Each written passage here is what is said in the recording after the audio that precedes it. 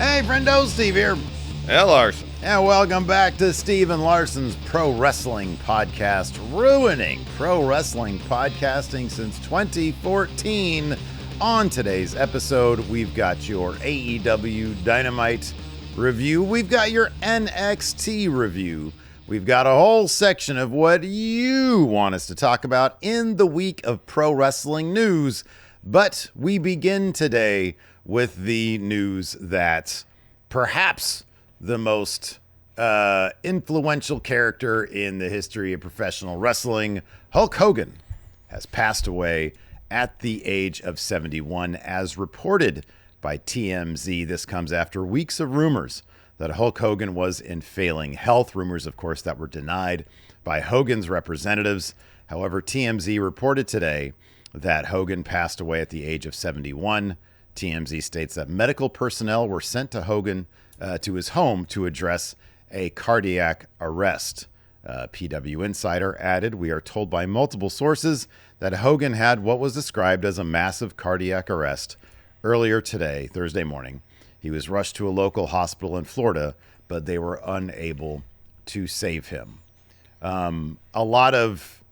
A lot to digest in terms of the history and legacy of Hulk Hogan. Obviously, if it wasn't for him being the person that Vince McMahon built his, built the WWF around in the 80s and during his, national expansion, where he basically, completely and totally destroyed the territory system here in America and went national.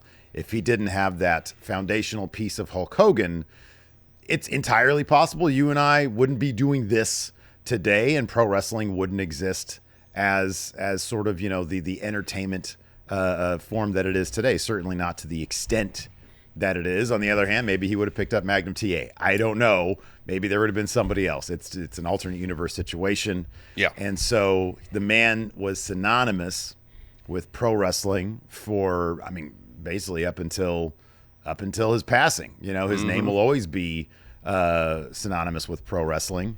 But he also, over the past 10 years, because in 2015, I think, is when, the sex tape leaked, along with some horrifically racist things that he said in private, which he never really apologized for. Apparently he apologized for getting caught. And he tried to ride that out. And the last time we saw him, he was getting booed out of a building in LA by the WWE universe. So, to say the least, a complicated legacy for Hulk Hogan with his passing. Yes, absolutely. Yeah, a complicated legacy is exactly how I was going to put it as well. But yes, he was synonymous, continued to be synonymous with the world of pro wrestling, arguably still to this day the most famous pro wrestler in the world. And for how much he shaped the pro wrestling business in terms of good and bad, since 1984 when he won the WWF Championship from the Iron Sheik. He has provided pro wrestling fans with some pretty iconic moments. Things they would still run, not the current signature for WWE, but they will. Body slamming Andre is usually the punctuating one, and to this day, he still has his fans, because I think a lot of people hold dear those memories from their childhood of Hogan slamming Andre or forming the NWO, I was thinking in my mind, kind of like the defining moments of his in-ring career. And so many of them are kind of the defining moments of modern pro wrestling. Absolutely. And without a doubt, a complicated legacy. But pro wrestling probably would not exist as we know it without Hulk Hogan. The sad truth of a lot of entertainment, and I'm reading this book called, I believe it's called The Mirage Factory. Let me double check.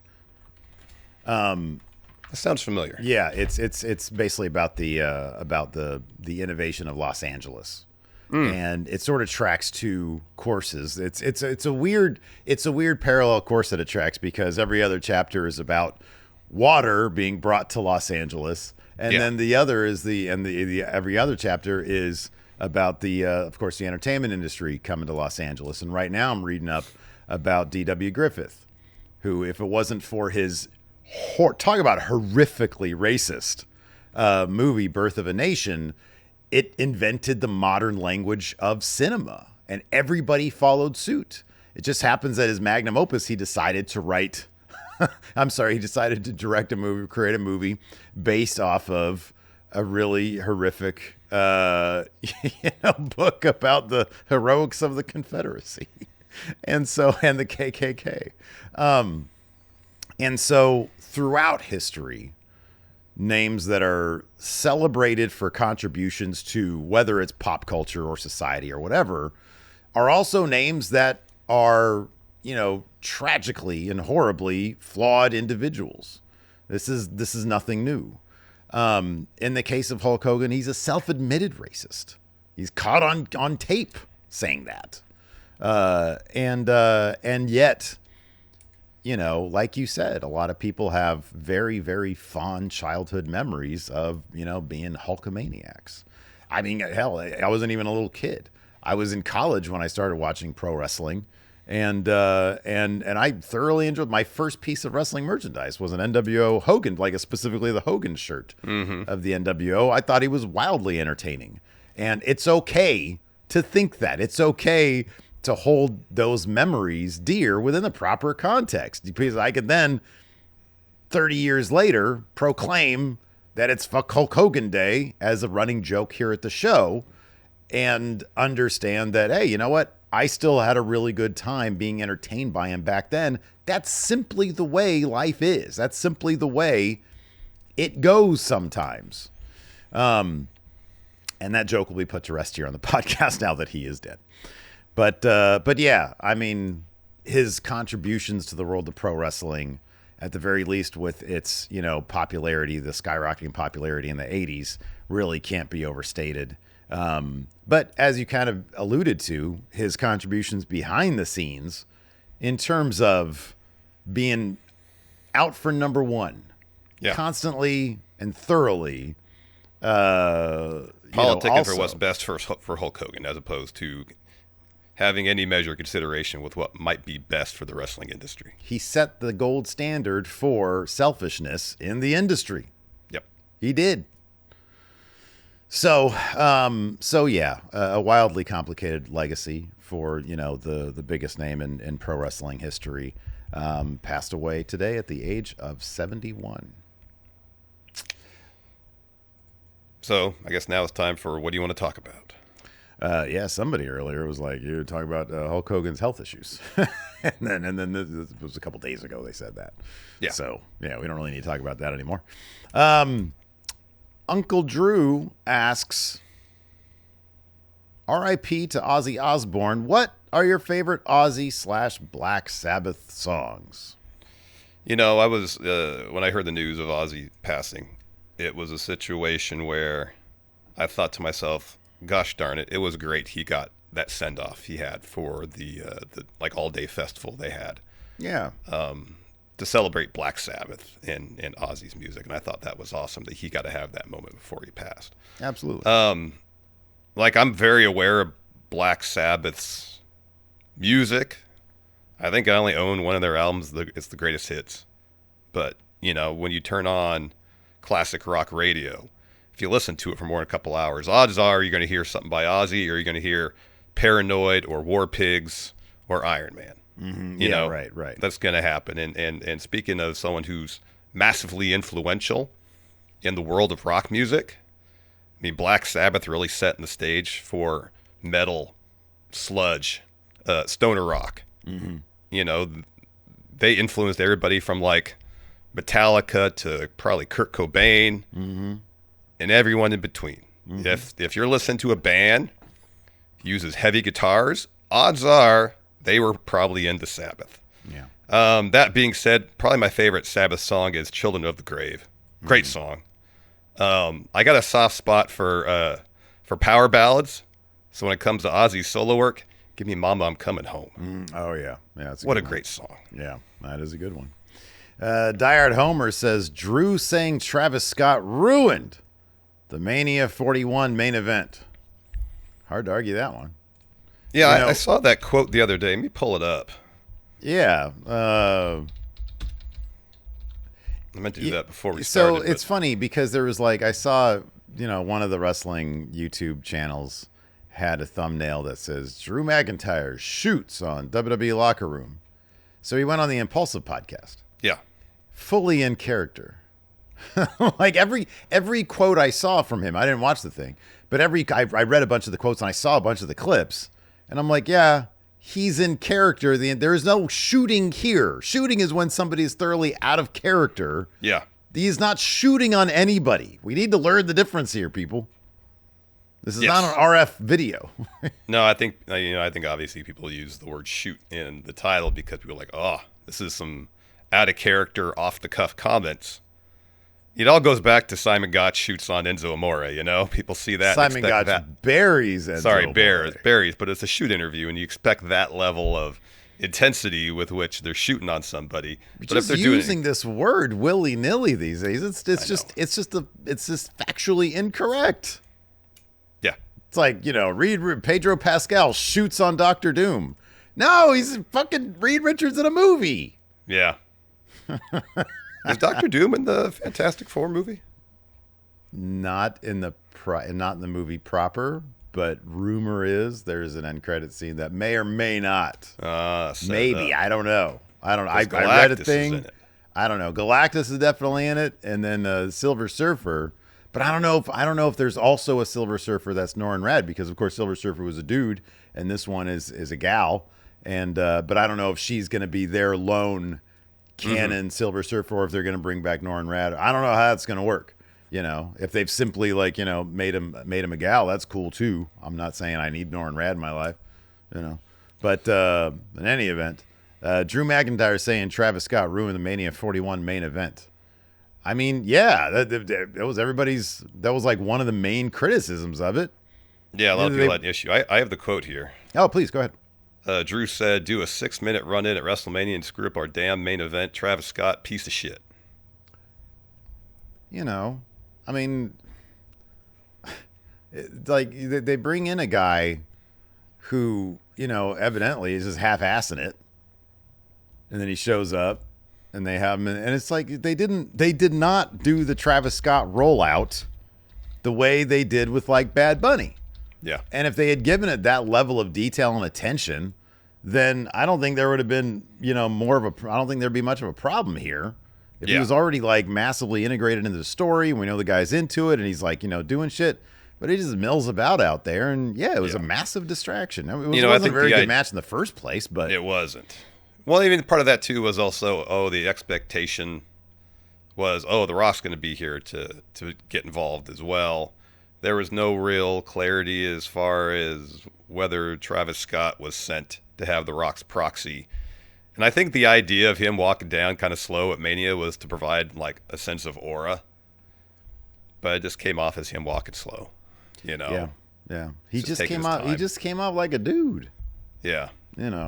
So. But yeah, I mean, a lot of that, I think a lot of the blame, is easy, I think, just because Travis Scott was there to cast the blame on him. But a lot of the blame, I think, has to go on WWE Creative for not setting things up in a way that led to fans getting on board with his involvement in that main event. Yeah, no. When you say Drew Scott ruined the Mania 41 main event, yeah, it's on Creative. I mean, that's 1,000% on Creative. Yeah. Yeah, they should never put him out there. No. And if they're going to, there's a way to go about doing it that would make it more effective. Yeah. Than what we saw.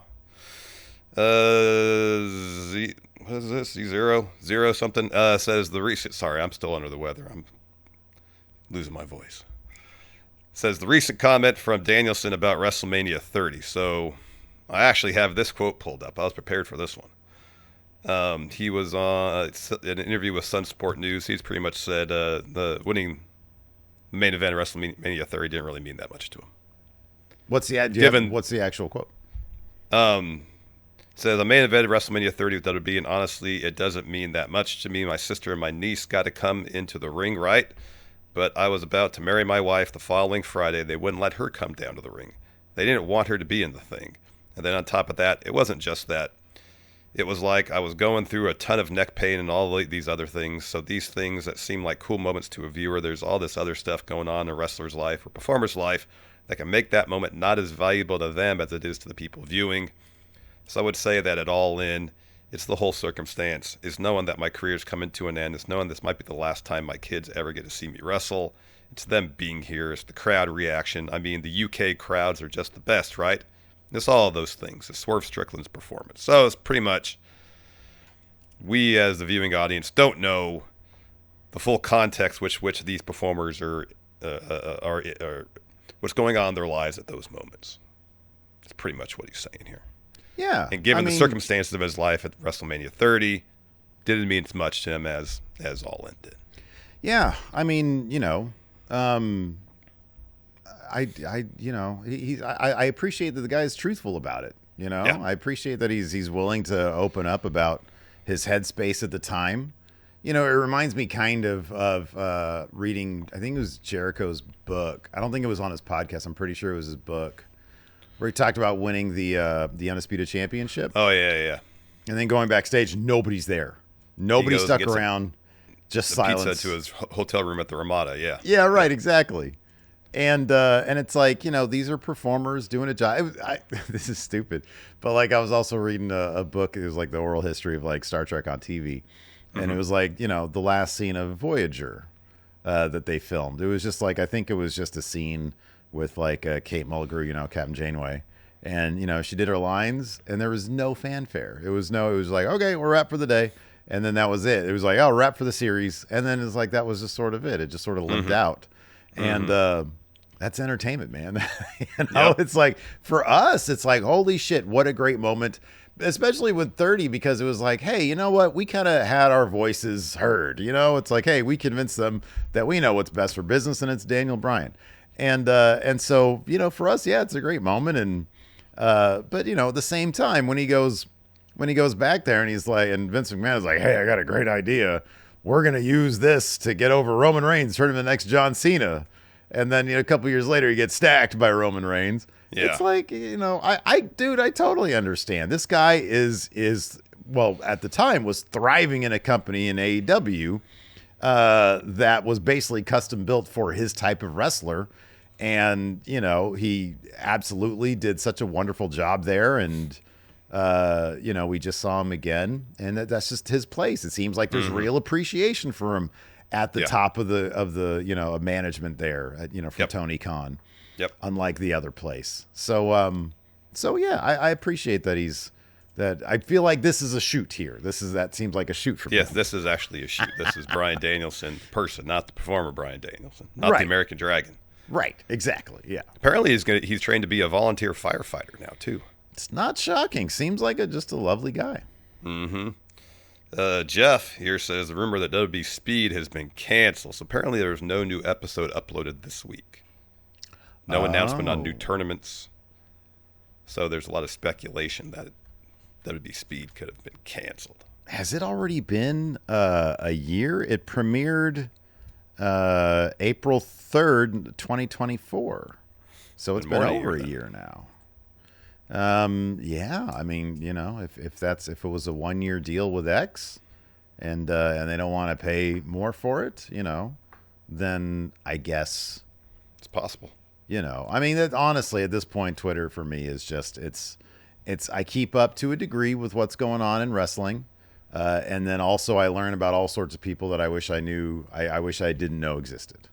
That's kind of it. It's and by the way, Blue Sky is the exact same thing. I just put that back on my phone. I forget why. Somebody sent me something on Blue. I think somebody sent me a message there or something. I was I got to check this. But then it's back off my phone because it's just, those sites are just, hey, we're going to let you know that these assholes in the world exist. These annoying people exist. And then I have to know that they exist. Yeah. I don't like that. But no, I like to keep up with what's going on. So yeah, I know. There's a trade-off there. I wouldn't have known about the South Park Trump thing. And I could then send you. I didn't know anything about it until you told me. Exactly. It was pretty damn funny. C Machine here says Ridge Holland's new gimmick, the Steam Pig. I saw a still of this where he's got Steam Pig on his trunks now. Yeah. Yeah. So it's like an anthropomorphic pig blowing steam out its nostrils. Yeah. I mean, I don't know who. Let's see here. This is interesting. But then he's got like, yeah, that's definitely a cowboy hat. Is he wearing a cowboy hat too? I just see like okay. Yeah, I don't know what's going on. Oh no, that's his opponent had the cowboy hat. Okay, so I'm looking at this on the Reddit. Yeah. And somebody said this is the most rugby league iconography imaginable. He's even using Bradford Bulls color as well. Yeah. So I got here we go. This with a headband says, on. It's an old nickname for rugby league players, and Ridge used to be a professional rugby league player. Yeah. I'm cool with that. I mean, look, I'd be cooler if he actually came out like if he was some sort of actual, pig human hybrid. That would be pig, rad. Yeah, or like he's a man pig who's into steampunk. Yeah. Steam pig. Yeah. Yeah. Like or maybe like an industrial era time traveler guy who's come from the industrial era, whenever that was, the Industrial Revolution. I think they used steam out there. But no, just if it's the rugby reference, okay, I get it. That's cool too because he used to be a rugby player. I like that. That's good. Yeah, I mean, look, I don't know if that's going to. Honestly, that 1 week, I thought we saw a peak Ridge Holland when he was British Stone Cold. Mm-hmm. Is he British or is he Australian? He's British. He's British, right? Yeah, I believe. British. Yeah, that makes sense. Yeah, English. Okay, here we go. Yeah. He's from Liver's Edge. What a great name, Liver's Edge. He was like, oh, hell no, Steam Pig is here. Steam Pig wants some tea and scones. Tea and crumpets. The head wiggle that Stone Cold had. Oi, governor. Yeah. Yeah. Oh, and he does this. It's like, whoa. Wow. Yeah. Joker Smiley says Layla Hirsch having a tryout with WWE to be a referee. Hey, man. Get those bennies, That's true. Maybe a 401k, a slightly worse severance package now if, the layoff happens. If they were like, hey, come try out to be a referee, and she was like, I don't want to do this, then she wouldn't be going to the tryout. If she's going to the tryout for a referee, guess what? It probably means she wants to be a referee. Or at least she's entertaining the idea of being a referee in WWE. Yeah. She had been wrestling in Ring of Honor before AEW contract expired. She had that knee injury, I believe, that kept her out of action for a spell. It's a tough gig, man. It's like you're on a certain chart of success or a certain path of success, and then you get injured, and you might talk to you a little bit, and say, dude, stability sounds like a good idea. Yeah. Get your foot in the door, and then you never know what's going to happen. They point out that Jessica Carr is wrestling as Kalex in Evolve, and who knows if that takes off. Maybe she'll get bumped up to NXT, and she'll be able to be one of the rare ones to transition, because that don't happen very often. Yeah. Well, I mean, Shane McMahon was a referee before he started wrestling, too. You're 1,000%. He was, yeah. Teddy Long was a referee before he became a manager. Yeah. So, it has happened. But like, goddamn, man, if it's a choice between, hey, how am I going to make money and have a stable life? Hey, this pro wrestling thing, I don't know. It's sort of ups and downs. But if I get a referee gig and I'm able to make that last, then hell yeah. Not everybody, needs what pro wrestling has to offer as their kick. If you got the referee gig instead, then it could be enough. Yeah, could be enough. Yeah, absolutely. All right, let's talk about AEW Dynamite. I thought in some respects this felt more like a Dynamite after All In as opposed to last week in terms of we know who Hangman's next challenger is going to be. It's going to be the person he took the title from. We had some dissension amongst her syndicate, specifically Lashley and MJF.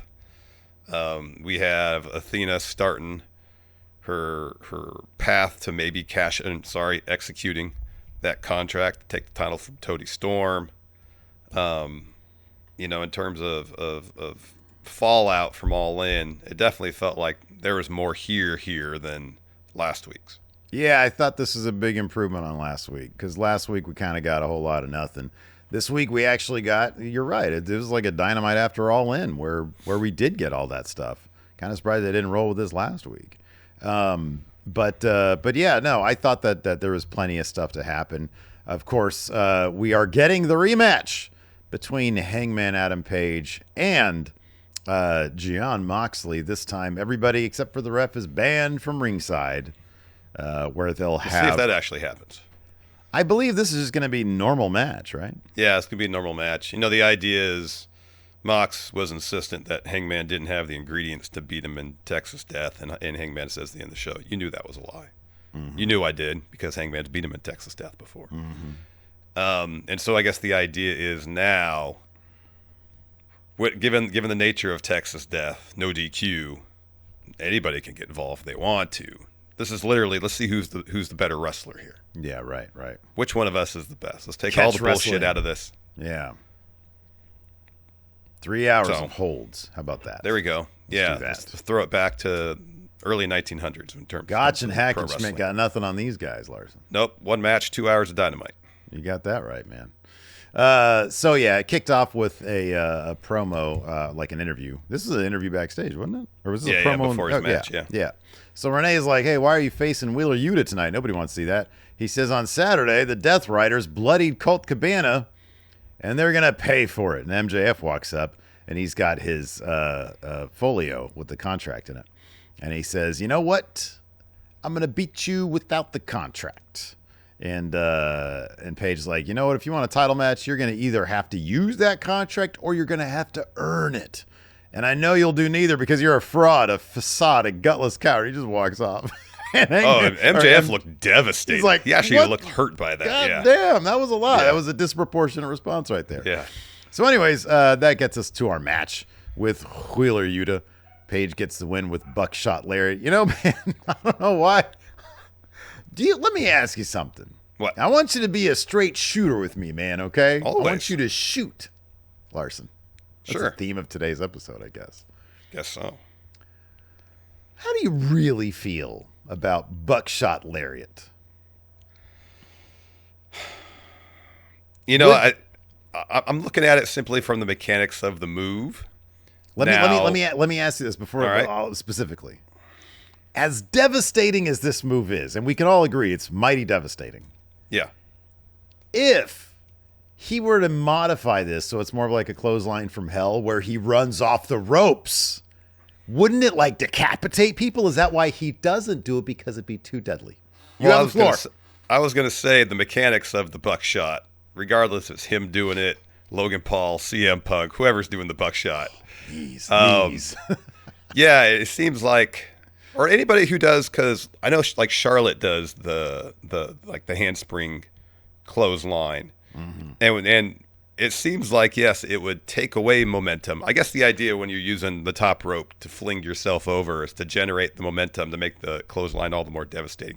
But you're right. You think if you bounce off the ropes a couple times, running back and forth in the ring, a la Braun Breaker Super Spear, that would generate more momentum, therefore a more devastating move. You and I met in physics class in the year 1994. Yeah. Okay? Correct. You and I have been in physics class. You're smarter than I am, Larson. I admit that freely. That's debatable. When somebody, think about this from a physics standpoint, when somebody buckshots over the rope, doesn't the momentum and kinetic energy transfer into the floor via the feet? Because all motion is stopped at that point. It goes. Well, here's the thing. It depends on the what kind of rebound you get from the floor, because there's an equal and opposite reaction once your feet hit the floor. Yeah. And if you hit the floor and use that rebound to lunge forward, there's still momentum there. That is some sketchy. I can see 1994 was a very long time ago for you and me. Arguably the same amount of time. But yeah, I was thinking about, like, maybe he doesn't want to use the full clothesline from hell variant because it's too devastating. See, but here's the thing. If it was like a cement floor where there's no bounce back, you'd have a point. Yeah. This is wood that gives and bends. Oh, yeah. And so when it gives, when it bounces back, it returns that energy to you. I like the ridiculousness of pro wrestling. And so I like the idea that in pro wrestling, physics don't quite work the way they do in real life, you know? No, it's like an alternate universe where the laws of physics don't necessarily apply. Exactly. Yeah. So I like the Buckshot, but it just cracked me up. I'm like, man, this dude, I think we probably had this conversation before, but it just sort of cracks me up watching it last night. Anyways, he kills Wheeler Yuta with this thing. I mean, when Logan Paul does it, like his flip over the top rope is so violent that it takes him a moment to steady himself before he delivers it. And so it's not fluid. Yeah. As Paige's is. Because like he does it, because his flip over the top, there's like so much going into it. There's so much torque in terms of spinning over that top rope that when he lands, it's like bunk, thud, and then he lunges forward. Yeah, I like that that Paige's is like, Paige's looks like it's from the South, you know? Yeah. Logan's looks, and Logan, I think Logan's is smoother because it's like, you're right, he does it he does it like much quicker than I think Paige does. But I like Paige's better because I like Hangman Adam Page. Anyways. Yeah, same. So then he takes, after he wins the match, he gets the chain, wraps around his fist, starts beating the shit out of Wheeler Yuta with it, busting him open. He puts the chain around his throat. He's about to throw him over the top. And he says, "Look at that. Nobody's coming to save you, dummy." And then he lets him go. He picks up the AEW title and leaves. Later on, Jon Moxley has a promo. Hangman, you fought the fight of your life at All In. You dug down deep like you never have. Something extraordinary like that I can't even celebrate. Now I find myself in the position we all do. I lost the match. No reason to be a bitch about it. I'm ready to go again. I'm sure you are too, Paige. Yeah, and he said, "You wouldn't avoid a rematch. The credits don't roll and the cowboy doesn't ride into the sunset. I ask a lot of people around me and I ask even more of myself. A mistake was made and I will fix it. We know who the Hangman is who rode into Arlington. Tonight we find out who the Hangman is who rode out." So that brings us to our main event. Yeah. Mark Briscoe taking on Claudio. It was a fun match. At one point, Darby shows up in the crowd like a glitch where Baron Corbin stands in the crowd of We Book Raw. Yeah. Just stands there. It distracts Claudio for a moment so Mark Briscoe can start a comeback. In the end, Briscoe gets the win after reversing a neutralizer into a roll-up. Marina Shafir hits the ring, gives Mark a chop block. Mox and Yuta come down to ringside. Mox grabs a mic while they're dropping. This is all happening while they dump Mark over the bottom of the chair like they did to Hook. Mox says, "Hangman thinks you think you're the champ because you're walking around with that title. You ain't the champion yet. We're going to make sure no one is too damn comfortable." So Paige just walks right out. No fear. Comes into the ring, and Mox is holding back the rest of the Death Riders. And he says, "When you told me that I didn't want Texas Death, you were lying. We both know that. But when you say that I don't want this, that I can't handle the pressure and the responsibility that comes with this, that I can't get up and do it again and do it again and do it again, I think you believe that. So I'll prove it to you. Not the Mox that stands here tonight, but the Mox that's carried the weight of the company so many times in these past 6 years. Next week on Dynamite, Hangman Mox for the world title, but this time you are the challenger, so you're going to play by my rules. Everyone but a ref, banned from ringside. I already know your answer is yes, so I'll see you next week, dumbass." Yeah, so Mox is going to get that title back, right? Ratings cratered. They need to boost the business back up. Mox for a fourth time, right? No, this is just punctuation on. Maybe it'll involve a situation where Mox, well, everybody's banned from ringside, so it doesn't matter. I was going to say obviously what Hangman was doing at the beginning of the show was to put doubt in Yuta's mind that the Death Riders are really there for him. Yeah. And that's got to play out in some capacity. So I would imagine between Hangman, Darby, and maybe Mark Briscoe, even though he's still wrapped up in the MJF stuff, but predominantly Hangman and Darby, we're going to see them kind of one by one get in the heads of the Death Riders, I would think, and lead to the Death Riders breaking up. All right, we will see. It'd be nice. It'd be kind of cool if they were had a backstage cam and you see everybody who would be at ringside back there just biting their teeth or in this match. I know. I know. Anyways, I really, really enjoyed, much more than last week, the Athena and Billy Starks, Tony Storm stuff because it was actual stuff. And I really love this Athena Billy Starks promo. They have such wonderful, we don't pay attention. We don't really watch Ring of Honor. We kind of vaguely pay attention. I'm still kind of wondering why Takeshi didn't win that thing. But maybe if I paid attention more to Ring of Honor, I'd understand why Takeshi didn't win the Ring of Honor title. In any event, I remember being ages ago when Athena and Billy Starks had like their second match. I think it was end of last year. I think it was. And I was like, why? That's weird. Why wouldn't they have just done this so that Athena can come to main roster? Well, she's on main roster. She's the Ring of Honor champion. And He's had it for 900 days or something like that? Yeah. And Billy Starks is like such a great, sidekick. And I love their chemistry. And so it's like, oh, I kind of like this more than if they had just gone the traditional route. Athena keeps on asking Billy questions. This promo just had a lot of chemistry. It's hard to replicate it. Yeah. She's like, what does Tonti have? What does AEW stand for? What are they going to do to Tonti tonight? And Billy's like, I'm going to beat her. And Athena says, no, you're going to take her out. So then Athena watches Toni Storm versus Billy Starks from the same opera box that Toni was in last week. So Toni ends up getting the win. After she gets her knees up when Billy is looking for a top rope senton, follows the chicken wing, Billy taps out. Something interesting during this match, though, there were several times where Billy was obviously looking to win the match. Mm-hmm, yeah. Trying for roll-ups and stuff like that, finding ways to try to win. As opposed to taking out Toni. Which, if you want to take out Toni, you get, DQ'd right away and just, grab the title belt, like what happened after the match. Yeah. Right. So after the match, Starks immediately comes back in, hits Toni with the AEW Women's title, waves Athena to come execute the contract. And I sent you this. This is the dorkiest filmmaking thing I could even think of, Larson, but I sent you this. They must have the fucking f-stop on this thing jacked all the way up, and the gain jacked all the way up or something. Well, there's a lot of light in that venue. The venue's brightly lit. It is super brightly lit. It has to be, because everything in the background, almost crystal clear focus, and they're able to get a close up. This is wild because you zoom in and it's supposed to, but you got Billy Starks in perfect close up clarity, and in the background you got Athena. Look like a split diopter shot, Larson. No, it's like whoever was directed this had just watched Citizen Kane, admiring Greg Tolan's work. I think they're more of who directed Blowout and Scarface? Oh, Brian De Palma. Yeah, they're a De Palma fan, man. Anyways, let's see here. So blah blah blah. Athena comes down, tries to cash in. Alex Windsor runs to the ring to make the save. She fends off Athena and Billy and clears the ring.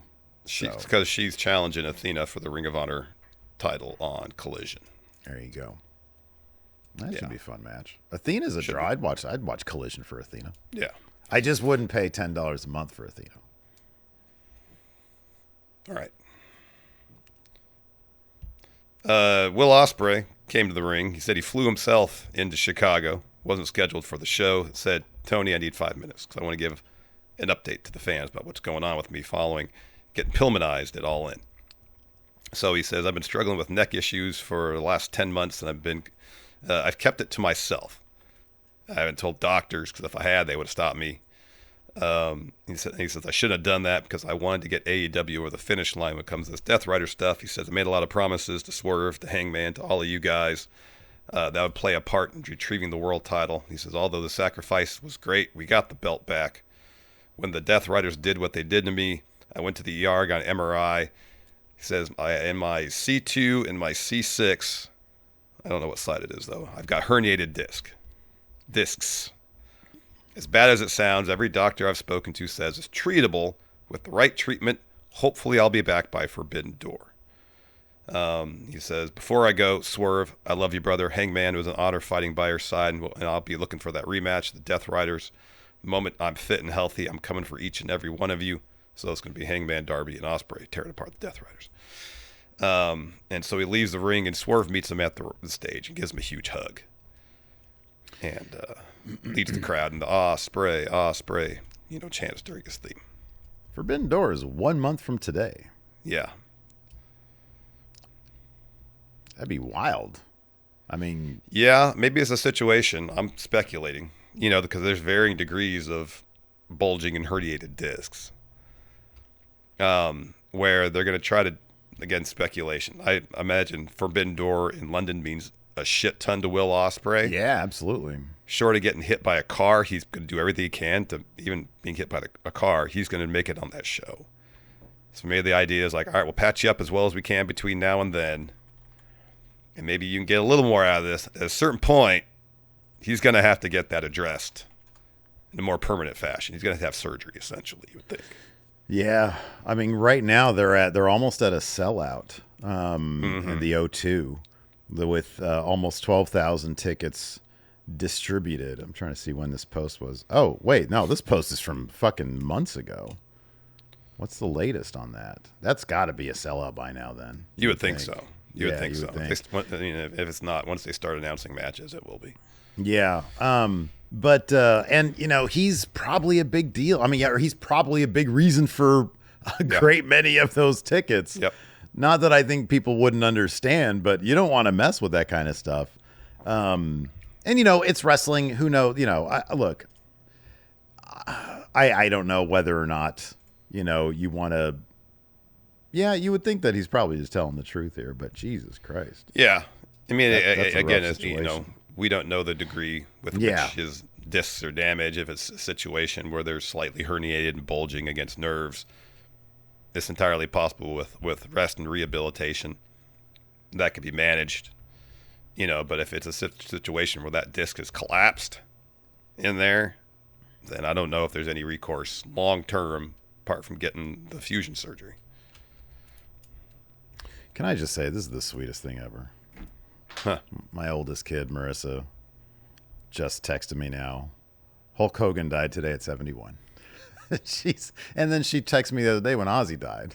Mm-hmm. It's like my dad used to text me with breaking wrestling news, and evidently Marissa has taken over that role. That's funny. Yeah. We had Swerve taking on member of Don Callis' family, Hetchesero. In advance of this match, Don Callis drops a promo. Imaginary ball. Really putting over Hetchesero. So yeah, that was cool. Greatest luchador ever. Better than El Santo, Mil Mascaras. Better than Bandito. So Swerve gets the win here. Sorry, no, it was a DQ. My apologies. So he's looking for this. I guess he did get a win by DQ. He's looking for the Swerve stomp. After hitting a rolling flatliner, Lance Archer comes to ringside, pushes him off the top. Ref DQs the match. Hetchesero and Archer start beating up on Swerve. Brody King and Bandito come to the ring to make the save.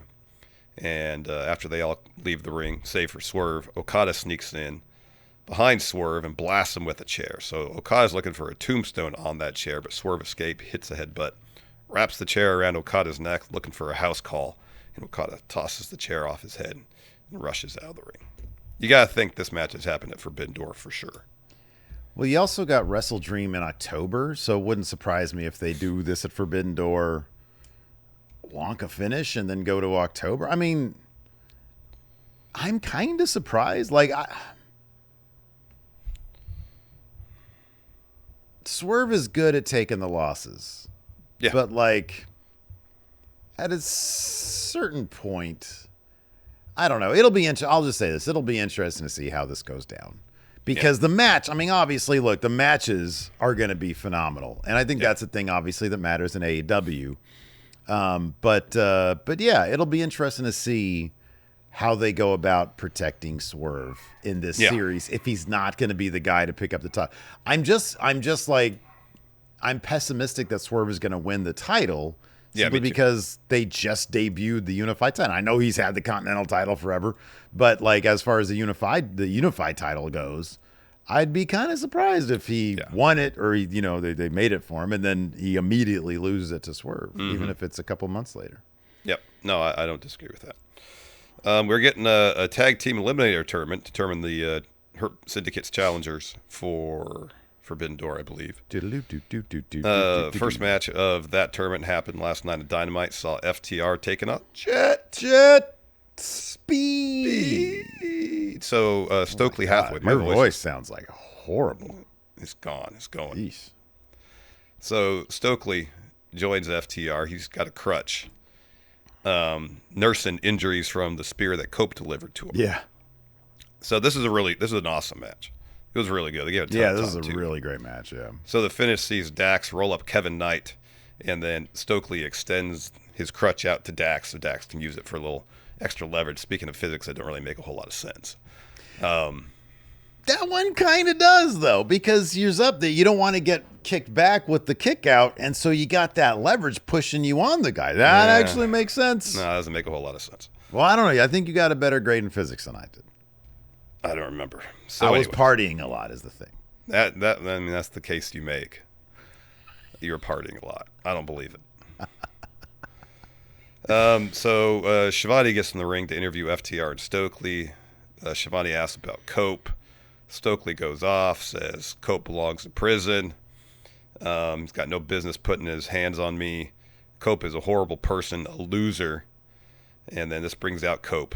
He always runs to the left side of the stage to get the crowd fired up before he goes about his business. He does, yeah. It doesn't matter what's going on. You know, there could be like somebody in a pool drowning, and he's going to go to the left first to do this shit. Yeah. On this day. And then so he comes out to the stage. He makes his way down on the ramp. Stokely's like, stop, cut his stupid music. Of course, the crowd keeps singing. Stoke tells Adam, he says, I made it clear that you're not allowed to get in the vicinity of FTR. He's like, I forgot. But I made a business deal with some gentlemen, and they were willing to come down and do what I can't do, and their business is hurting people. So that, of course, brings out the Hurt Syndicate, MVP, Lashley, and Benjamin. No MJF there. They walk down the ramp. MVP shakes Cope's hand. Lashley and Benjamin walk to the ring, start to beat the shit out of FTR. Security and refs come out to try to break it up. Lashley and Benjamin eventually relent, and Cope gets in the ring, try to spear Stokeley again, but he pulls the security guard in the way of Cope's spear and leaves the ring. Now, let me stop here. How much do you think it costs to hire the Hurt Syndicate to hurt people, Larson? I can't imagine it's cheap. I would think it'd probably be $100,000 at the minimum. Minimum, yeah. Right. It's like, hey, split three ways, $33,333. I'd also imagine it would depend on who they have to hurt. I think that they enjoy hurting people, but no, I know, but I mean, they would charge more for more formidable. Oh, so if I'm like, hey, can you go hurt couple jobbers, Ring of Honor guys? Yeah, that might be cheaper than say go hurt Takeshita, Fletcher, and Lance Archer. What's the college dude, the fraternity, Griff Garrison and them? What are they called? called? Yeah, the fraternity, is the frat or something like that. Is it something like that? Hey, go hurt these guys. Oh, they might just do that for fun. Yeah, maybe, huh? Yeah. I think it's probably $100,000. Yeah, that's probably the minimum, but then that's up my from guess. there. There's probably like guess. A scale that they charge. After that, we got Hurt Syndicate with an interview. MJF storms in, and he's pissed off about them doing business with Cope. He was like, it took me months to get into this group. And where were you guys when I was nose-nose with the Hangman? I could have used them. MVP interrupts, says, hey, we made a business arrangement with Cope. And you can see Lashley getting steamed already. MJF says, yeah, that's great. How about you get into the business of helping me get my AEW title back? Shelton asks Renee, can we have a moment, please?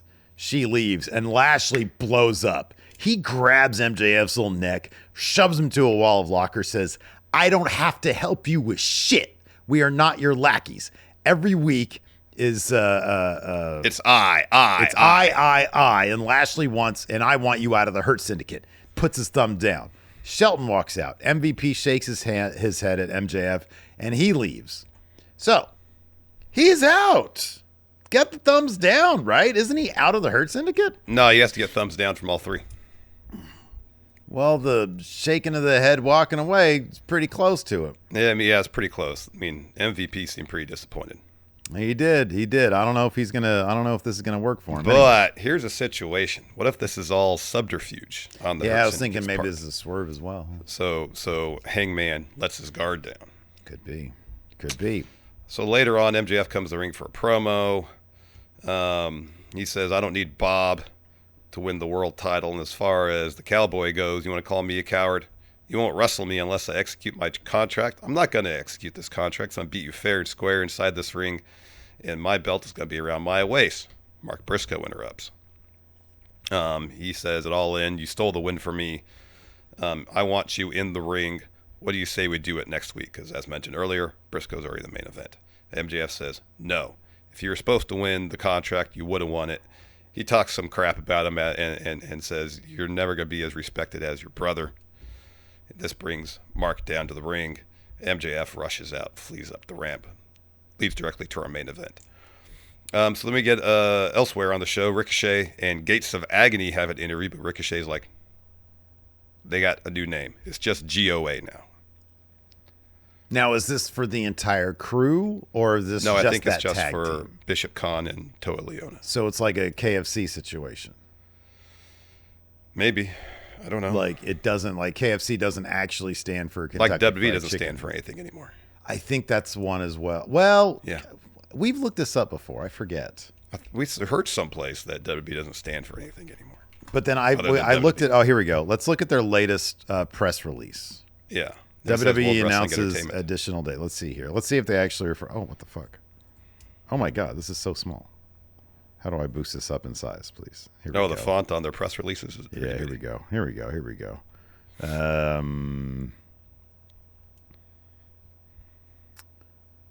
Oh wow. Because sometimes it'll say WWE and then in parentheses World Wrestling Entertainment. Yeah. Or they'll say World Wrestling Simply, there's nothing in here about wrestling. There's no wrestling, World Wrestling Entertainment. Let's check this one really quick. Here we go. So this was Endeavor and WWE deal to create TKO Group Holdings expected to close September 12th. Endeavor Group Holdings and World Wrestling Entertainment, Inc. That was last year, though. This is out September 7th, 2023. Yeah, I know, but I thought it was 2 years before. ago. It was before then that we had been told that they had changed their actual thing. That could be. Anyways. So GOA won a tag team four-way match, won themselves $200,000. And Ricochet just says, we're going to invest that in our quest for gold. You're going to respect us or you're going to fear us. Coming for those trios titles, Steve. Yeah, you're Just probably you right. watch. Whether or not they're going to win them, though, I don't know. We got a video package for Tekla's new faction with Julia Hart and Sky Blue, and then Willow has a response. You know, she says the last few months have been wrapped up in the Death Rider stuff, feuding with Statlander. There's renewal in the air. Mm-hmm. New women on the roster like Tekla. She says, I had Tekla pinned last week. So Tekla, if you feel your spidey sense tingling, that's me. Mm-hmm, mm-hmm. So she wants to throw down with Tekla. And then we get a Nick Wayne promo talking about All In. He says, I think it's time to back up what we said last week. Next week, they begin their quest to show they are the most dangerous faction in AEW and show what we are capable now that we are uncaged. Uncaged. Get it? Yeah, they don't have Christian Cage anymore. Yes. Uncaged. Uncaged. That's the name of their. I guess that's the name of their group. I don't know. Maybe. It kind of It feels really like they're should. still. Honestly, it should be. That's actually Should kind of be. a cool name. It seems like they're Uncaged. still trying to figure that out, though. Yeah, I guess like if I went solo, like should Wrestle Juice be called Unlarsoned? I mean, that's not a term. That's a used. bit like that's a yeah. It's a bit like I mean, it's like the name of your faction indicates that this guy's living rent free in your head. You know what I Yeah. mean? Like Yeah. But anyways, Now we got to talk about NXT. immediately. Now we're gonna get the comments. How dare you disrespect the NXT? No, we got to reframe this. Now we have the privilege of talking about NXT. All right, you can have that viewpoint. I'm not having that because this week's NXT was like super NXT in that I don't know. In what way? Let's talk And about. you have to be careful because that Paradigm agent's out there on the prowl. I'm not concerning myself with whatever that individual said on social media. I'm not on anybody's payroll. These are my opinions and my opinions alone. I know. Sadly, I wish we were on a payroll, Larson. It's just how. I mean, there's that stretch in the middle of the show where you had Blake Monroe's match and her presentation. What I thought worked really great for her at AEW is, yes, she was all about the glamour, but she'd throw down, you know, like she wasn't afraid to get rough and tumble. Mm-hmm. You know, and she had a lot of really great matches. She was bleeding all over the place. That one match, Toni Storm, like, and it seems like in NXT they're focusing almost exclusively on the glamour part of it. So she has the mirror, a la the narcissist Lex Luger, a la Mojo Rawley. Yeah. During her entrance, and it just feels like such an antiquated approach to building a character. Maybe down the line they're going to add some dimension to this, but right now it feels very one-dimensional in comparison to what she was doing, and it's a bummer. It just feels very one note. And I'm like, all right, I get it. NXT is all about having these very, very well-defined characters, but if you take that idea too far, you get too many characters that are kind of one note, who do like one thing, and that's it. Yeah. And it's a bummer to see all that Mariah May, we know she can do, just reduced to, she's glamorous. Yeah. You know, my thing about NXT, and I'm glad you're mentioning this specifically because it does sort of speak to my general kind of issue with it. I'm just sort of waiting for these people to get to main. You know, maybe it'll be exactly the same on main roster. And instead of being in that little, setup that they had this week, it'll be in, a 13,000, capacity venue. And we'll see what it looks like when she's in stories with real, with the people who've already been there and what her character dynamic is going to look like clashing with them. At this point, NXT to me just feels like purgatory. It's just like, it's a waiting room, you know, and sometimes it just seems so obvious that it's a waiting room. And there are certain acts. Let me backtrack a little bit. There are certain acts that I 1,000% think, I enjoy watching them develop. No Quarter Catch Crew is my favorite thing in NXT right now. And they barely get any television time. Yeah. I think Ren Sinclair is wonderful. She's fantastic. I've really enjoyed watching Tavion Heights and Miles Bourne sort of develop into characters. Mm-hmm. Blake Monroe doesn't need that. And Jordan Grace doesn't need that. At this point, Obafemi, Javon Evans, Trick Williams don't need that. In fact, Trick Williams is almost in danger of once he's run his course as this version of Trick, is he going to get called up? I want to see him on main. Yeah. And back in the black, and I'm not going to turn this into the whole back in the black and gold. But they would bring so many more of the people who are in the black and gold era were being brought in from the outside ranks with an established character, an established brand. And so to see those dynamics was more interesting. I don't know what it is. I honestly, and it's not even that the black and gold era was doing something so revolutionary, but it's just NXT. It just feels like waiting around to a degree. Yeah. And so it's like when I see Blake Monroe, I'm just like, all right, can we just, it's the same thing with Ricky Saints. Can we just get to him on main roster? Can we just bring him up? At least in the case of Ethan Page, Ethan Page feels like he's on an island, but it's like he's champion, so he's got something kind of to do. Yeah, he does, but what he was doing this week ain't it. I didn't hate on that promo. I thought it was fine. I think Ethan Page more than anybody is making the most of what he's being given, knowing that I don't know when he's going to main roster. I hope it's going to be at the draft because I want to see him on main roster too. But to me, there's such a difference between NXT and main roster that it's like, I just want to see them go to main roster, Part of the thing too with NXT is knowing this is W developmental. So part of watching NXT is through the prism of, are these characters going to be able to be called up to main roster and succeed? Mm-hmm, yeah. And there is a handful where I see them in NXT. I'm like, all right, they're going to do huge things on the main roster utilizing this character. Mm-hmm, mm-hmm. And far too often, like the Blake Monroe character, there's going to be a ceiling if creative continues to book her in such a one-dimensional fashion. Yeah, but here's the thing about that. I don't know. Again, I got to see it on main roster. You know, I just got to see it first because I don't know what they're going to do. I think she's got potential, but she was a plot device for a single story in AEW.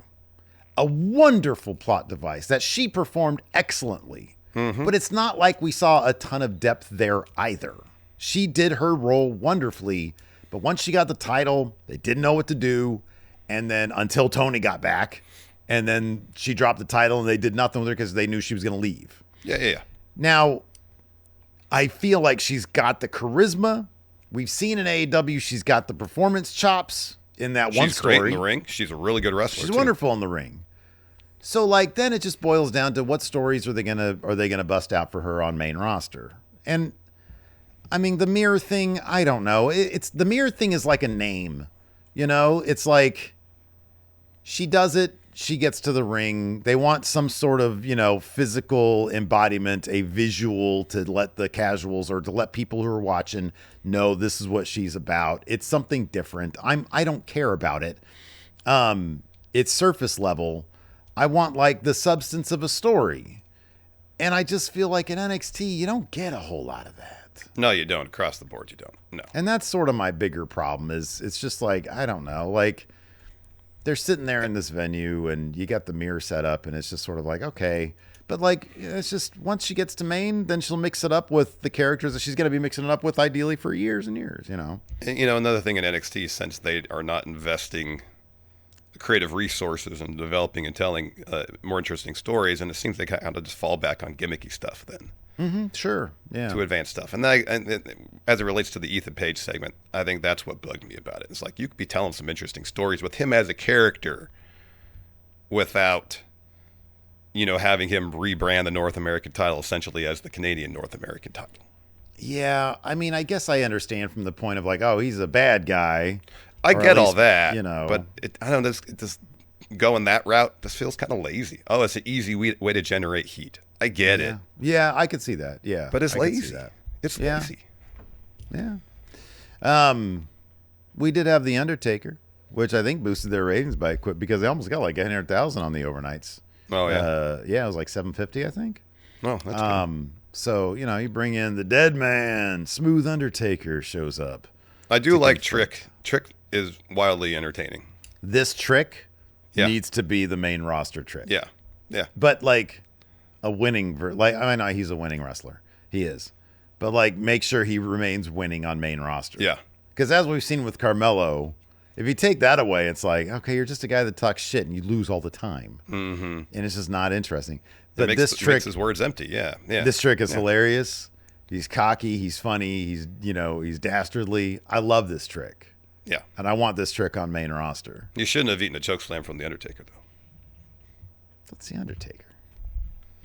Yeah. You see him try to walk out there? When has that mattered?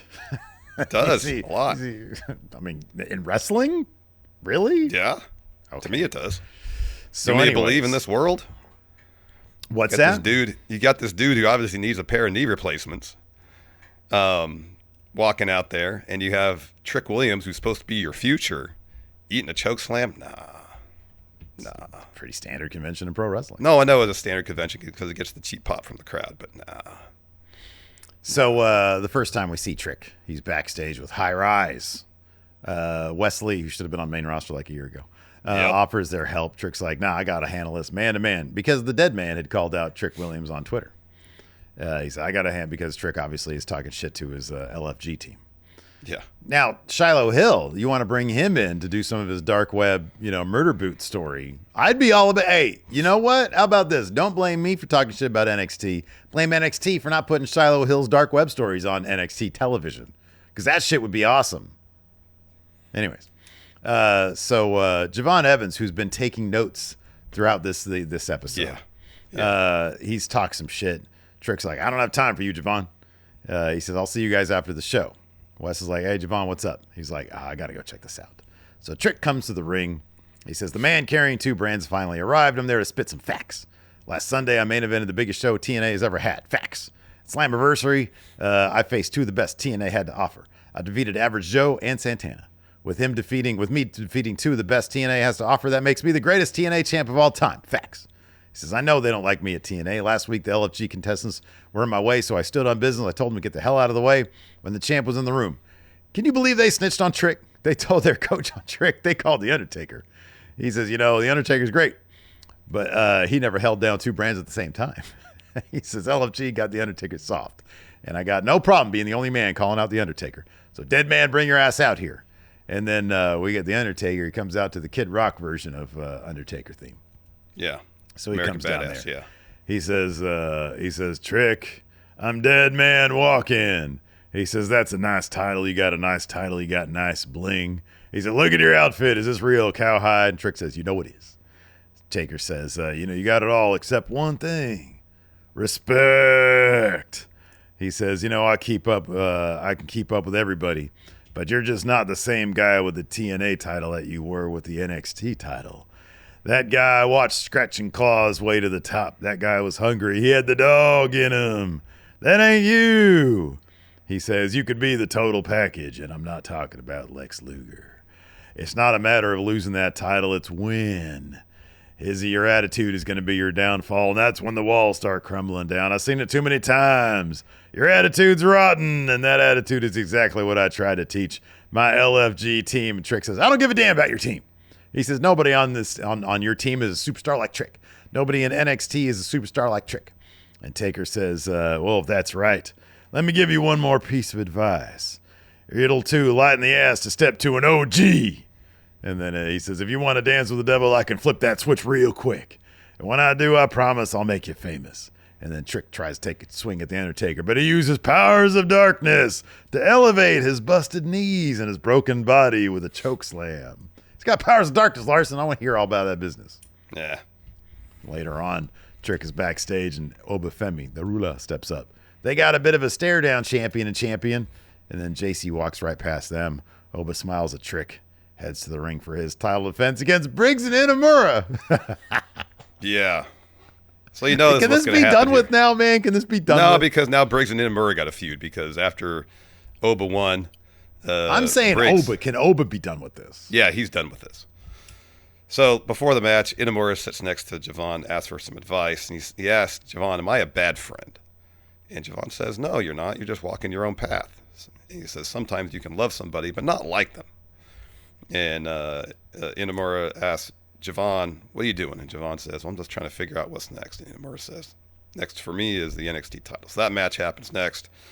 The finish sees Inamura hit Oba with a power bomb, and then Briggs pulls out the ref. Well, the ref is like, Briggs, what the hell are you doing? No bump for the ref. I appreciated that. Just got pulled out, looked at Briggs. What the fuck? Slides back in. Yeah, ran right back in there. Yeah. Inamura covers again, so then Briggs puts Oba's arm on the bottom rope. So Inamura gets angry, gets down to the floor, hits Briggs with a shoulder tackle, goes back in the ring, hits a Uranagi, the splash off the top. Briggs breaks up that with a moonsault. He covers Oba, gets a 2. So then Inamura and Briggs are trading blows. Briggs drops Inamura at the clothesline, but then Oba drops Briggs with a flying uppercut, follows with a powerbomb to get the win. And then while Oba's celebrating his victory, Briggs throws Inamura into the ring steps. Says something like, I don't like you. So then we got Javon watching backstage, and Undertaker walks up to him and says, and asks what you're doing. What are you trying to figure out? And Undertaker says, well, if you ask me, you keep going after who, Steve? The biggest dog in the yard, who at this point is clearly the Undertaker. Javon Evans, you will be my last match, my last dance. And he's like, I thought you retired ages ago. Look at me now. Like 5 times, Undertaker. That was before I had the powers of stem cells. I put them in every orifice in my body. Squirted the stem cell goo up my butthole, Javon. Wow. See, we're late. We're like an hour and 9 minutes on the show. Ain't nobody paying attention. We've already run off all the NXT fans, so like nobody's paying attention right now. So I can say wild shit like that. All right, very well. So then, beginning of the show, Jordan Grace arrives at the venue, is met by security and Ava's like, "You're not allowed in after what you've done. You're barred from the arena." And Jordan says, "I'm gonna get my hands on Blake Monroe tonight." So, I like that you wrote her name down as Blade Monroe. That's a cool name. That is a cool name, huh? So then, in advance of Blake's singles in-ring debut in NXT against Ren Sinclair, we see the No Quarter Catch crew backstage, and Tavion's hyping up Ren for a match, and Charlie's kind of there, kind of joining in. Miles Bourne walks up, and Charlie's like, "What are you doing here?" And he says, "I'm here to support Ren." And Lexus King's in the background still with those headphones on, and he's just kicking shit. There's this shit in the background, and he's kicking it. Yeah. So Charlie asks Ren if she's ready, and she's kind of like, "Yeah, I think so." And Tavion fires her up. It's great to see.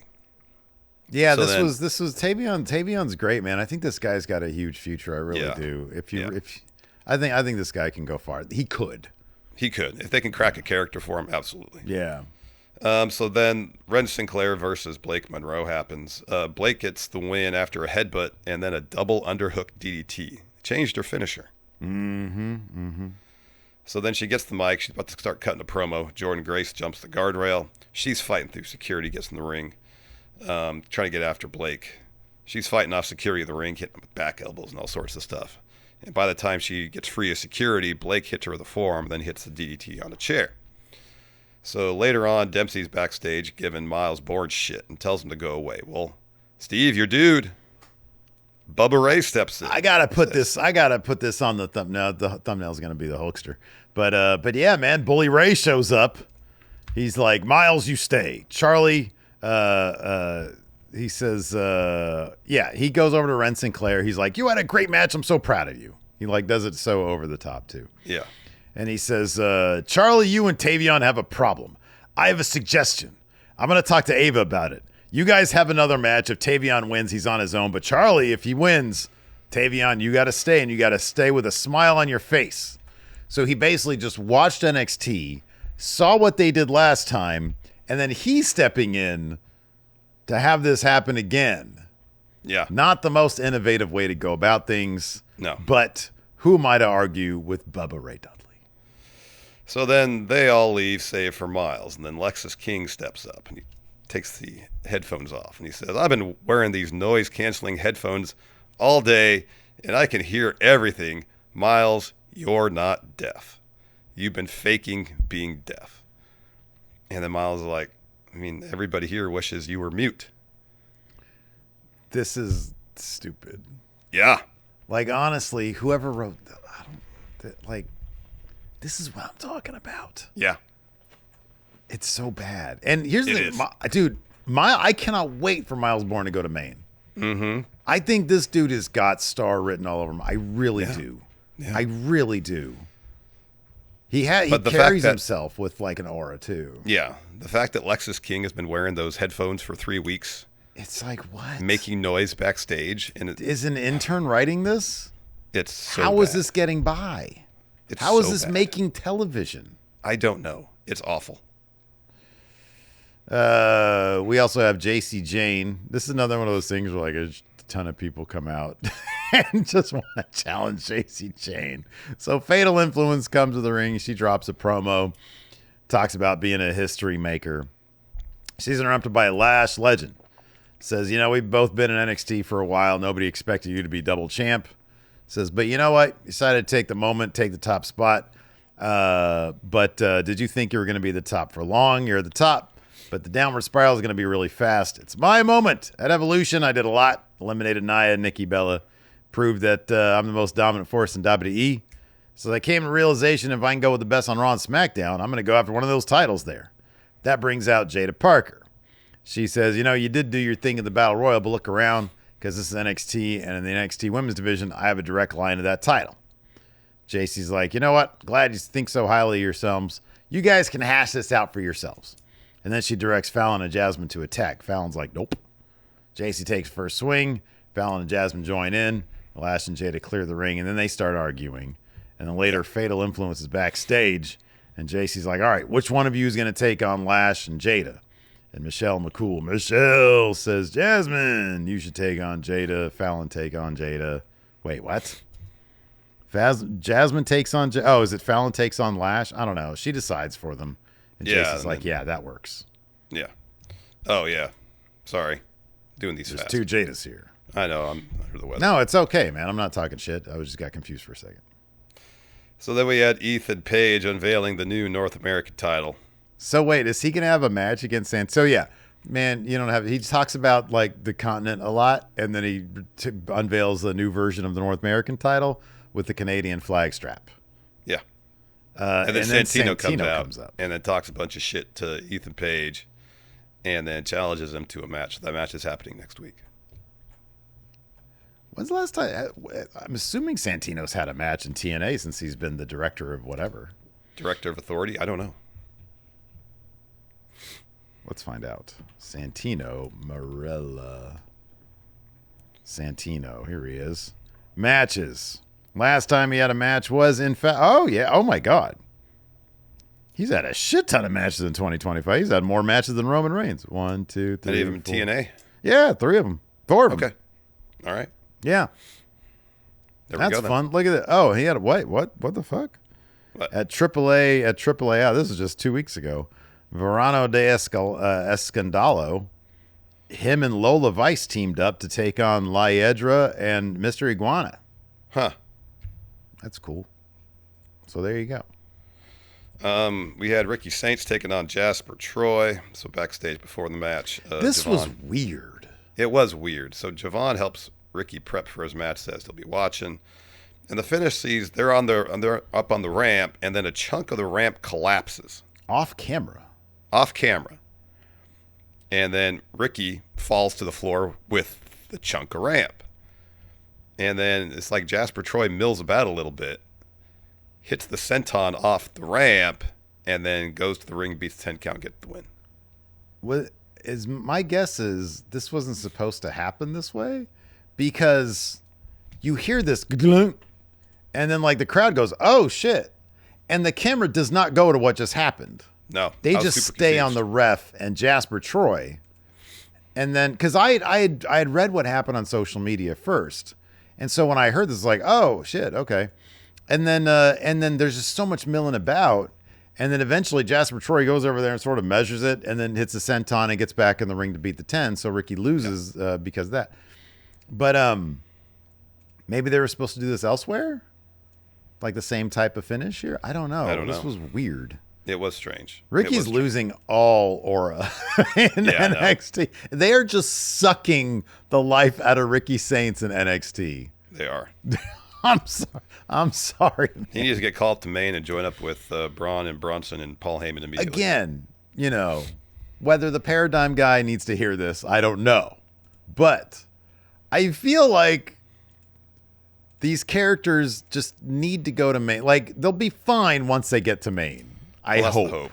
That's the hope. Like, how do you mess up on Ricky Saints when he gets to Maine? You know what I mean? Like, how do you mess up on that? Well, they're messing up in NXT. Yeah, but that's the thing. It's like NXT. I just feel like it's. I don't know. Something. It screams to me. You saying NXT is like the Lost Island? Yeah, kind of. To me, it's like I'm watching it and I'm like, clearly this creative is unsure as to whether or not any of these people are going to be around in a month. That's how it's being booked. Like at any moment, any one of these pieces can be pulled off the board. That's how the creative seemingly is booked in NXT. So it's not like, oh, they're there and they're doing a bad job with Blake Monroe. Everybody's biding time there. So I don't think it's a fair assessment necessarily of like their long-term prospects in WWE. It's not like back in the Black and Gold when you get built up and then, well, ideally, and we know this happened on rare occasion, Kevin Owens would be built up into this guy and then show up and beat John Cena, or Finn Balor would be built up, or Shinsuke would be built up, or whatever. Or Asuka would be built up with this amazing, And then it's like, oh, they would carry that momentum. Now it's like, I mean, Oba, I think, is like the one guy who's sort of reminiscent of Black and Gold. It's like he's been built up, and now ideally he'll get that momentum with them on main roster. It seems like NXT functions more as a way for these talents to potentially explore character as opposed to building up a brand around the wrestler. So when they go in the main roster, they're more so set up for success. Because we saw it with Braun. It's a workshop. Yeah, Braun Breaker, where he was babyface champ, dropped the title, turned heel, won the tag titles with Baron Corbin, and then more or less brought to main roster with the heel character. Same thing with Trick. Babyface champion, lost the belt. That motivated him to turn heel. Now he gets to explore what he could do as a heel character in advance, I'm sure, of his main roster call-up. That seems to be more the role of NXT is, yes, to workshop characters. Decide we're going to go this way or that way. And the hope is that there's a through line from what they do in NXT to the main roster, so all the work they put in NXT can continue on the main roster in terms of exploring that character.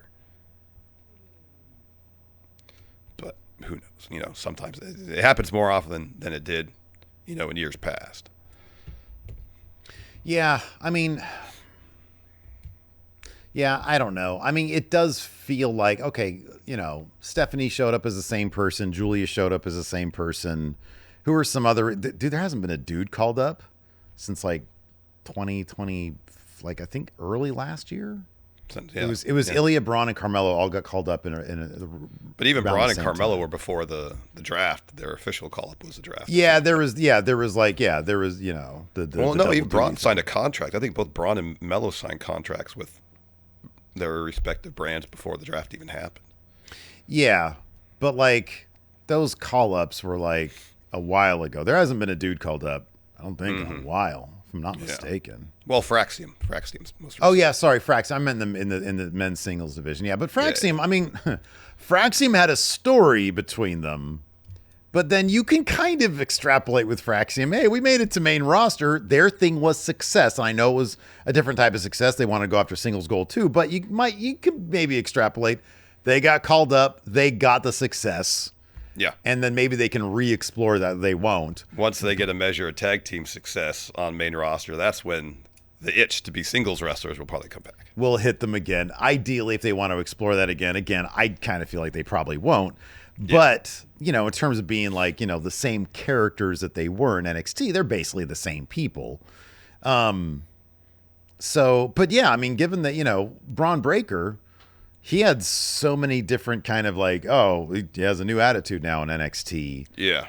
And then when he showed up, I don't know. I kind of feel like there wasn't that big of a delineation between, well, I guess there was. There was Mellow Braun who liked to fish, and then he was bad guy Braun. Yeah. So I guess there was a difference there, but yeah. And then finally here, the first match of NXT was Sol Ruca. Zarya and Hank and Tank teaming up to take on the Culling. Culling gets the win here, thanks to Sean Spears sliding one of Tatum's dolls in the ring. Dark State appears. Lights go down. They come back up. Tatum has rolled up Zarya. Ref turns around. It's oh, there's a roll up here. Counts the pin. Yeah. The Culling has, I think I say this every week. I'll leave on a positive note for NXT as you do your Sean Spears impression. The Culling has a top 5 current theme song in WWE. Their theme song is really fucking good. It sounds like the theme to a true crime show. Like on A&E? Mm-hmm. Okay, yeah, I could see that. Yeah, that's good. With that one lady doing the voiceover. They have one lady who for the longest time did all the voiceover, and then sometimes she would do the Talking Heads interview stuff. It was she was the female version of Joe Kenda. I forget her name. I got you. Watch that shit all the time. Yeah. All right, you want to answer some questions? Andrew Samps here asks, if you could only have one condiment and one sauce for the rest of your lives, which would it be? You'd have mustard. That'd be the one condiment. Yellow mustard. Yeah. What about not sauce? That spicy shit? Oh, you don't like spicy mustard? No, it's not my favorite thing in the world. What about you? One condiment?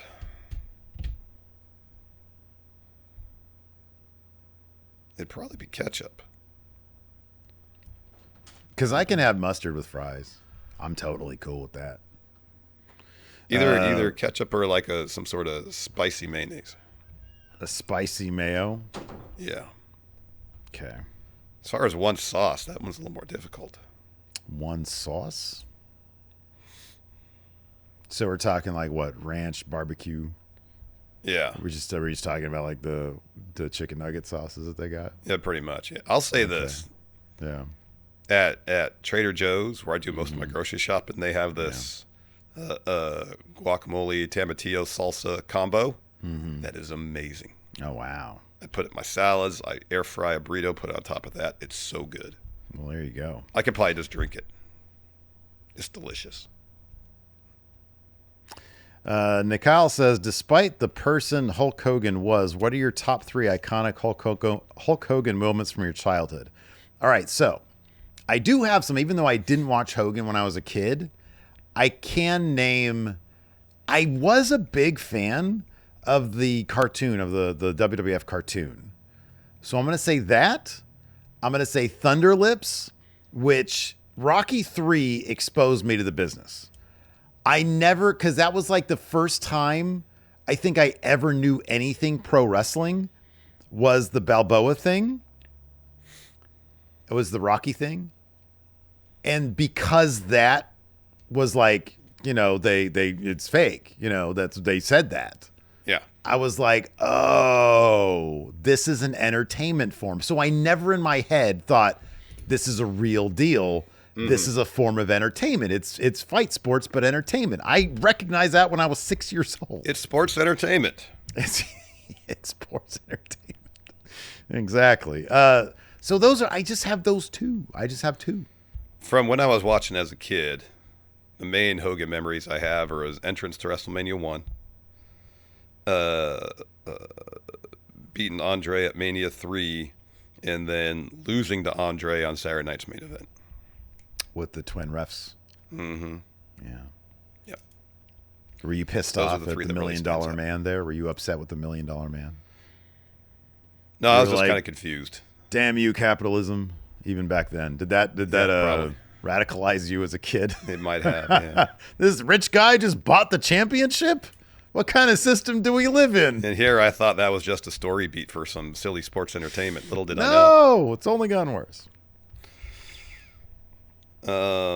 Swag Burglar says, how long after losing a title can you still claim it's yours? MJF says he wants his title back, but there have been like 5 reigns since he lost it. Wait, I'm sorry. What was that again? How long after losing a title can you still claim it's yours? I think the moment you lose the title, you have no claim to it being yours any longer.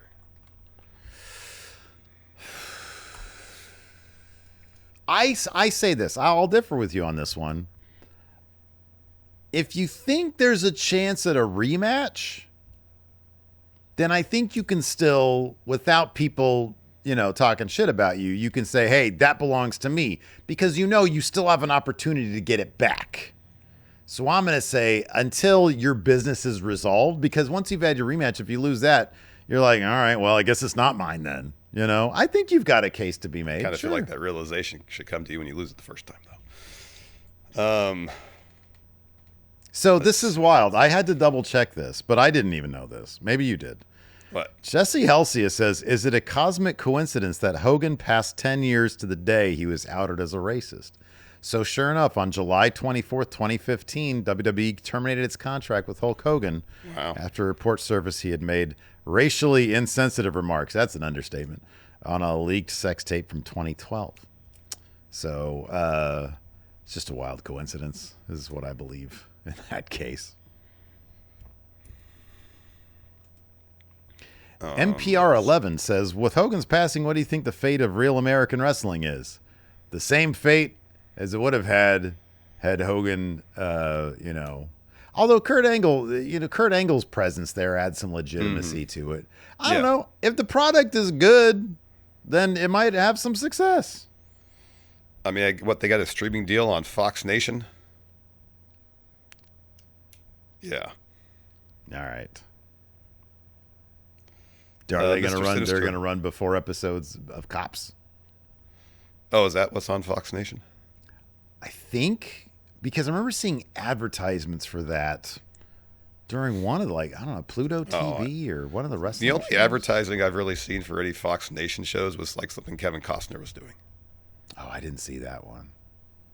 That's funny. Mr. Sinister says, how many video packages are WWE going to air for Hogan per show and which shows? There'll be one, obviously, a lengthy one Friday on SmackDown. And probably they'll do SmackDown Raw. They'll do SmackDown and Raw. SmackDown and Raw, and that's probably it. Yeah. Ramester says, who is more important to the current WWE product, Vince or Hulk? It's Vince by a long shot. Mm-hmm. Again, there was plenty of talent back then. I don't know if anybody could have been the same level of foundational piece as Hogan, but I won't dismiss that idea either. Yeah. Yeah. The King's Catalog says, besides Hulk slamming Andre, what was his most famous moment or match? Well, the NWO. Yeah, probably the NWO. Formation of the NWO. CKY Halo. What's your favorite Hulk Hogan? I gotta get that in whenever I hear that. What's your favorite Hulk Hogan feud? Uh, And why is it Kevin Sullivan? I was gonna say when you was feuding with the Warrior in WCW because we got the two-way mirror bit. He's in the wall. Yeah. Classic line from Zbyszko. Yeah. Simply for that one wall. segment. Yeah. Or Sting, of course, because it was Sting that sent him his own head in the box, right? Yeah, was that Sting? I was about to say his head in the box, his feud with his own head. Yeah. Probably, maybe his backstage feud with Rick Rude. He wouldn't wrestle Rick Rude because Rick Rude could actually whoop his ass. Yeah. That's hilarious to me. Slipgoth says, best Hulk Hogan match. The thing he did in Japan where he actually was like Zack Sabre Jr. It's the same two moves. That one clip is the same two moves. Wizard, Larson. I've seen anybody who's like, oh, Hulk Hogan could actually wrestle. It's the same two damn moves, the same clip. No, man. Maybe you're not watching the right thing. You're watching like a Starcade match. No. Hulk Hogan, there's video footage of him. Who was he wrestling then? Hey, have you ever seen Andre wrestle like in the 60s? Yeah, he's doing drop kicks and stuff. Fucking nuts, right? Yeah. Hogan's best match? His best match? Maybe Macho Man at Mania 4? No, not Mania 4, Mania 5, sorry. Mania 5, yeah. Yeah, maybe. Because it's like 2/3 of Macho Man match. I don't know. The one where, Luger had him in the torture rack? Was that good? Or Hogan Rock?